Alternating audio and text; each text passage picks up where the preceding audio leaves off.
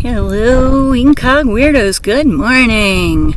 Coming to you again from beautiful Mount Hood, Oregon. The timberline's in the background. I think that's Mount Adams back there. That peak back there. So I'm sitting up on the side of Hood right now, and Hood is a volcano, and Adams is a volcano, and this Cascade Range here in Oregon is a volcanic range. I'm sure all of you know about Mount St. Helens exploding further up the range in Washington State. So I wanted to talk to you today. I'm going to kind of go back to my early days and talk to you about my first instance of psychometry, which had to do with rocks. Okay, so when I was just about to turn 4, we moved from Edgewood, the Aberdeen Proving Ground area, Edgewood Arsenal, and we moved to Timonium, hon, to home of the Maryland State Fair. So we moved into this new house that had been built on property that used to belong to the Pot Spring Mansion, and you can totally look up the Pot Spring Mansion. So where my house was where the old barn, the old cattle barns were, and the mansion was up the hill above my house, and there was an old stone wall on the edge of our property that used to be the road leading up to the mansion, the carriage road where the horse-drawn carriages would come up to the front of the mansion, and it was still 100% standing and on our property. So we had just moved in, and it was one of the first days that my mom let me go outside by myself. So I went. We had a really big backyard, and it was landlocked with like 5 other properties, including the mansion. So I had a lot of room to move around and be safe and not, be anywhere near a road. So I was standing in the backyard, and I could hear voices speaking to me. There's little, like whispery voices, and it was coming from the hillside going up to the stone wall, and it sounded like the Pachysandra. It was covered with Pachysandra, this low-lying plant, and it sounded like it was coming from the Pachysandra. So I toddled on over there, and I got down on my hands and knees, and I started to crawl up the hillside because I thought there was like little people. I thought there were people in the Pachysandra. I couldn't figure out what was making this noise, and as I went up the slope, I realized that it was not the Pachysandra, but it was the stone wall, like whispering. So I was crawling because it was a fairly steep slope. So I crawled up to the wall, and I got up on my feet, and I was very unsteady. And I got up on my feet, and I kind of fell forward, and my hands fell onto the rock wall. And what happened next happened in a split second. So my hands touched the wall. The wall gave me this immense download of information, and at the same time it did that, the information was just so potent for my 4-year-old mind. I blew backwards off the hill. I fell. I wouldn't say I fell. It was more like I was propelled. The rock. I kind of bounced off the rock, and I did a couple somersaults, and I ended up at the bottom of the hill, and I was about to cry, and in the middle of me starting to cry, I swallowed it down because I knew if I made too much noise, my mom would make me come in, and I didn't want to go inside after that experience. So I sat there at the bottom of the hill, and I thought about what the rock had just told me. And so what I saw when I touched the rock took me backwards through its life. So it showed, it quickly sucked me down into the middle of the planet, into the molten core.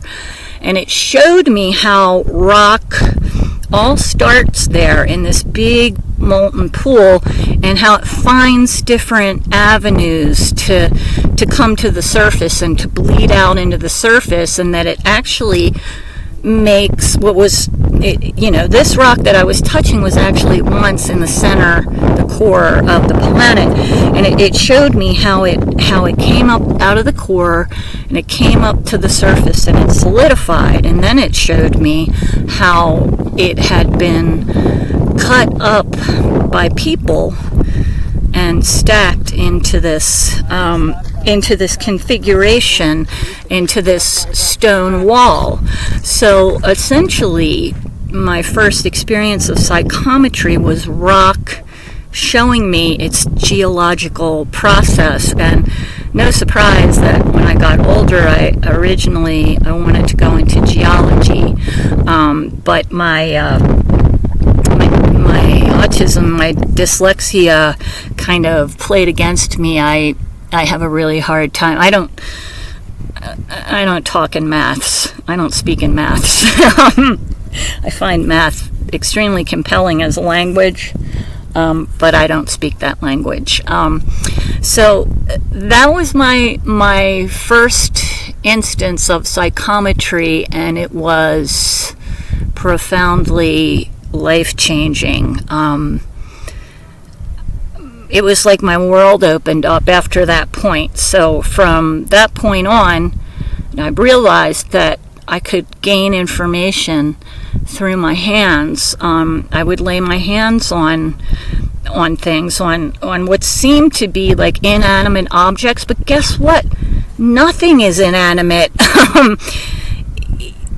Everything holds some kind of a charge. Everything came from the same energetic pool, and it's all connected. Here I'm sitting here on a rock, and it makes me think of I Heart Huckabees. Nobody rocks like this rock rocks. Nobody sits like this rock sits, and then it makes me think of, how am I not myself? Well, I'll tell you how you're not yourself. You're not yourself because, well, you are yourself, but you're also everything else.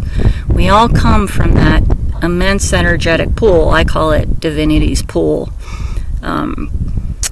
Stephen King calls it the primeval. Clive Barker calls it quiddity. And Neil Gaiman, who I understand unfortunately has been canceled, he calls it the ocean at the end of the lane. And it's the energetic space of the universe where all creation arises from and goes back into. I think of it as a pool, and that's how I dream of it. And kind of this entry into this deeper understanding of the energetic heart of creation started with me touching a rock. So it seems very appropriate to tell that story today, sitting on the side of Mount Hood, which is a volcano. Well, thanks guys for joining me today. I hope that you guys will start sharing your stories with me. I would really love to hear about any instances of psychometry that you guys have. Right now, I only have, I think I've got about 20 subscribers. Woo! I'm getting there. But I think when I hit 50, I'm allowed to do live streams, and that's really what I want to do. I want to talk to you guys. Like, I don't just want to tell my stories, I want to tell yours too. So, if you feel like sharing, please share. And until then, I hope you have a beautiful, blessed day. And remember, if somebody calls you a weirdo, what do? You say, thank you, and blow them a kiss, and say, I love you, and slang go fall. And I can never find the off button, but for some reason, my computer is acting very strange up here on the side of Mount Hood. it doesn't seem to want to work. So I'm just going to close the cover to end this video. All right.